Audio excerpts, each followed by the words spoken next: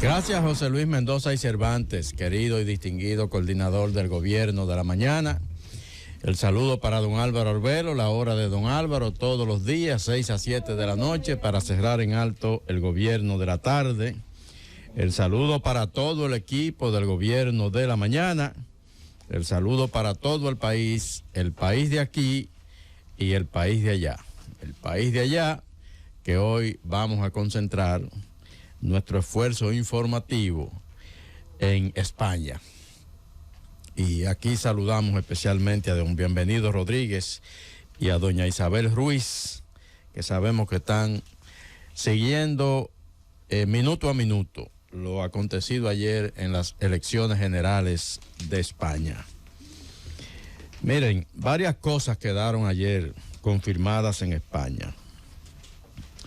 En primer lugar, se confirmó, como ya lo habían anticipado algunas encuestas, como el caso de la del Centro de Investigaciones Sociológicas, publicada recientemente a principios de julio, a propósito del resultado avasallante que hubo en las elecciones autonómicas y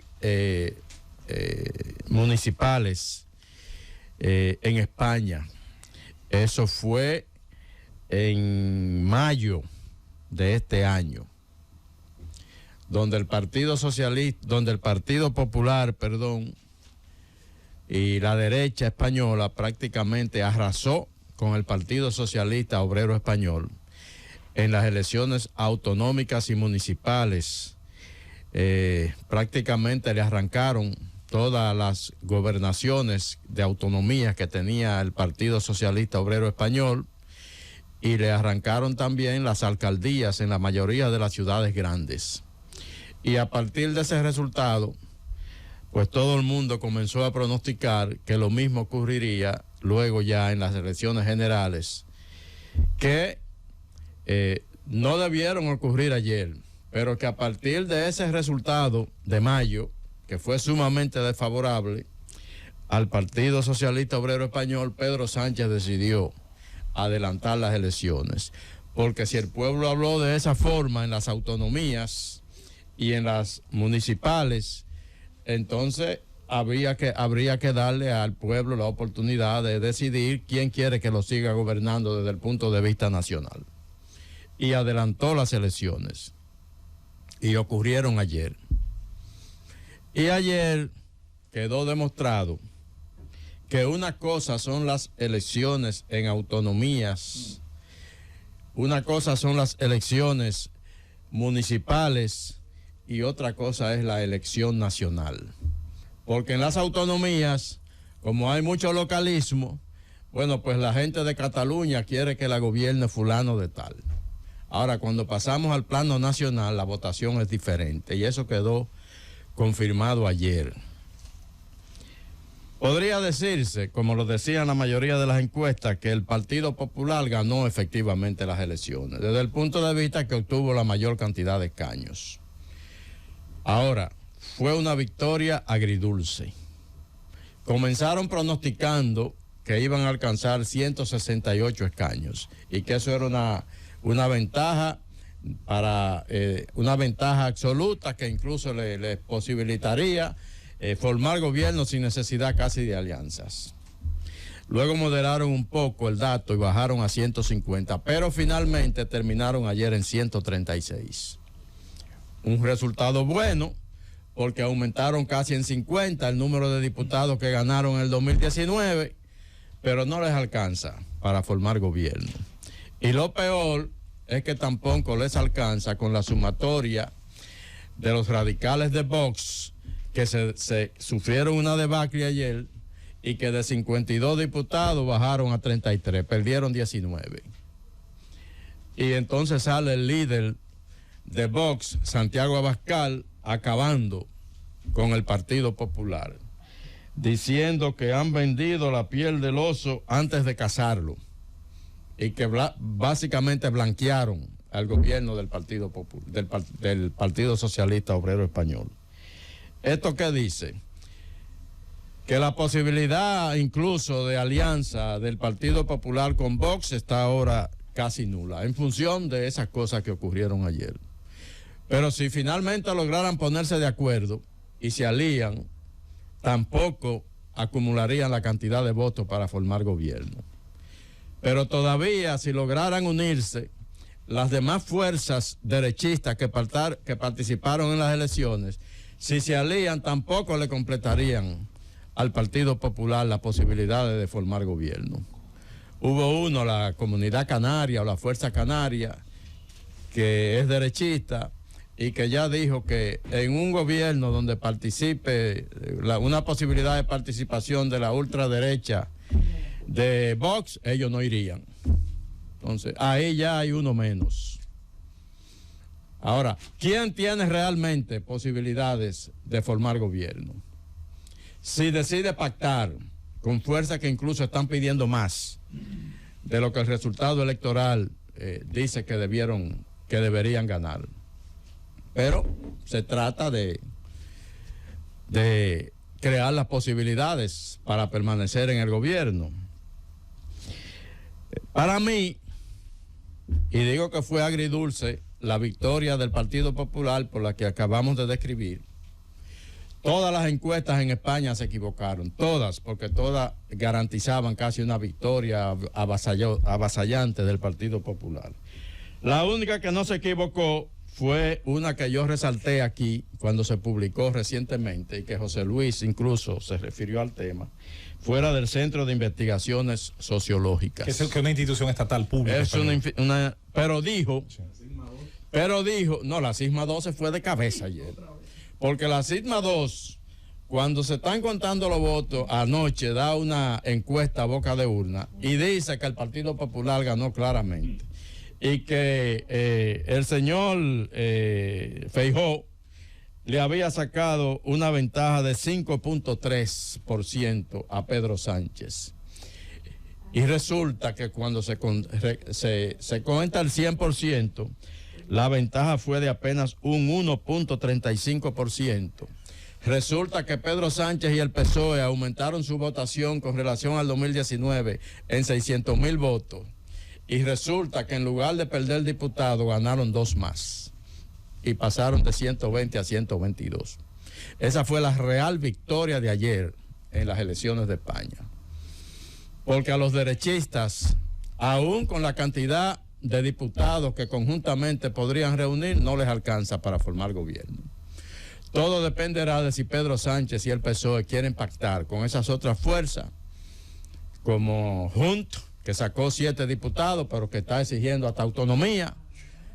Todo depende de si quieren pactar con ellos. La otra opción es convocar, como decía ahorita Abel, a unas nuevas elecciones que deberían ocurrir entonces en diciembre. Hay un precedente, Rosendo, muy reciente. En el año 2019, para poder formar gobierno, hubo de convocarse 3 veces a elecciones generales. Sí, claro, ese es el precedente más... Las últimas... Ese es el precedente más cercano que se tiene. Y también hay un elemento... logró el día adelante la lista.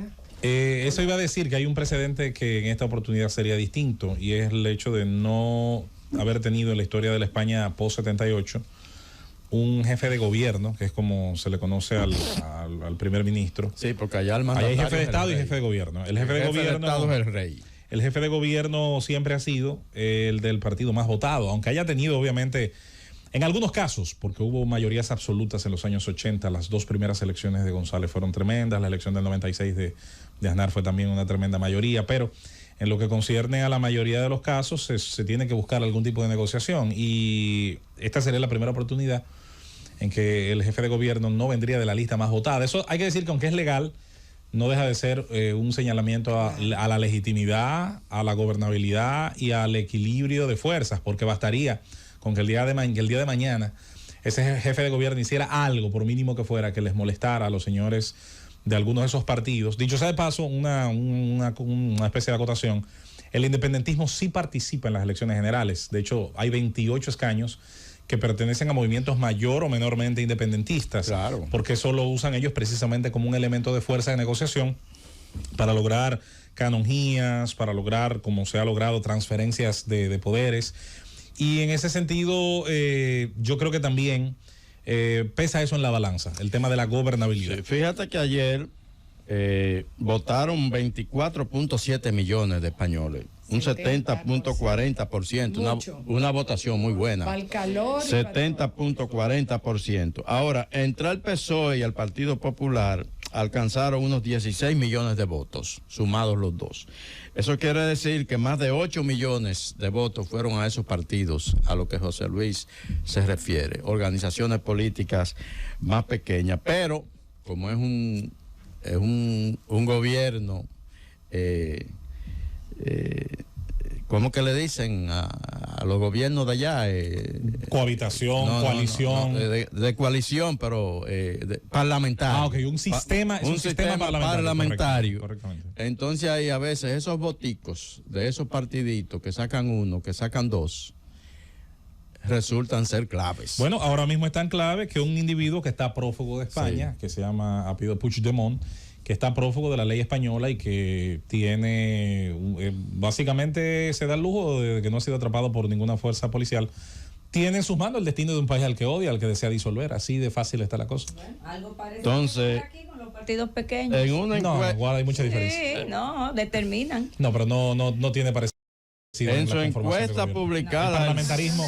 No me refiero a la conformación Es del muy gobierno, me político. refiero a la capacidad de esos partidos pequeños de determinar. Aquí hay una leyenda con ¿no? eso. Aquí los mismos partidos grandes le transfieren votos a esos partidos pequeños para negociaciones de ministerio y de direcciones nacionales. Eso está comprobado aquí. Porque entonces, por Cataluña no son tan poquitos, no son 7 escaños. En su encuesta publicada el 5 de Los julio, independentistas bajaron el otra vez. Centro de Investigaciones Para que le empaten Sociológicas, el Centro de Investigaciones Sociológicas pronosticaba el 5 de julio lo siguiente: el Partido Popular ganará las elecciones del 23 de julio, pero no logrará alcanzar la mayoría absoluta con Vox, que se hundirá, decía esa encuestadora, hasta los 21 o 29 escaños, el partido Vox. Esa fue la encuesta que más cerca quedó del resultado real, casi exacto, definitivamente. Y decía que a partir de ese pronóstico, bueno, pues entonces el Partido Socialista Obrero Español tendría posibilidades de formar gobierno sobre la base de concertación y alianza. Esa fue la única encuesta que hizo un pronóstico más o menos parecido a lo que ocurrió ayer. ¿Qué factor hay que ver? ¿Cómo se comportó ayer? ¿Qué sector de la población español, votante español, hay que ver cómo se comportó ayer? El voto latino, que en estas elecciones fue muy disputado. 1.5 millones de latinos estaban habilitados para votar. Y se suponía que la votación iba a ser importante. Y por eso incluso partidos como Vox, con un discurso antiinmigrante permanente, salió a última hora a querer endulzarle el café más o menos a esos votantes. Habría que ver cuál fue el voto latino para ver a quién definitivamente favoreció y si esa votación pudo de alguna manera favorecer al resultado del Partido Socialista Obrero Español. Las elecciones de España, y por eso están comentadas hoy en el gobierno de la mañana, en el país generan tanto interés como las elecciones casi en Estados Unidos, por una razón sencilla. En Estados Unidos está la mayor colonia dominicana en el exterior, pero en Europa en España está la mayor población dominicana en Europa, y por eso genera la elección tanto interés. La verdad es que lo ocurrido ayer, desde el punto de vista de muchos especialistas, fue un resultado verdaderamente inesperado, en función de lo que pronosticaban las encuestas y en función de lo que definitivamente determinaron las urnas, que es al final el voto que vale, el que la gente deposite ahí. Yo creo que el Partido Socialista Obrero Español sale muy bien parado de esta elección. Yo creo que sale mejor parado. La tradición en España, José Luis hablaba un poco de eso, es que el que gana la mayoría de diputados casi se gana el derecho a lograr las concertaciones que sean necesarias para formar gobierno. Eso parece que no va a ocurrir ahora. Parece que no va a ocurrir ahora porque ya incluso las dos fuerzas de la derecha, que quedan una en primero y otra en tercer lugar, no parece ser que no se van a lograr poner de acuerdo en función de los enunciados que se hicieron anoche mismo, lo que dijo Vox, lo que dijo Santiago Abascal sobre Alberto Núñez Feijóo y el Partido Popular. Para mí, el gran ganador de ayer en España es el que todos anticipaban que iba a ser barrido, el Partido Socialista Obrero Español.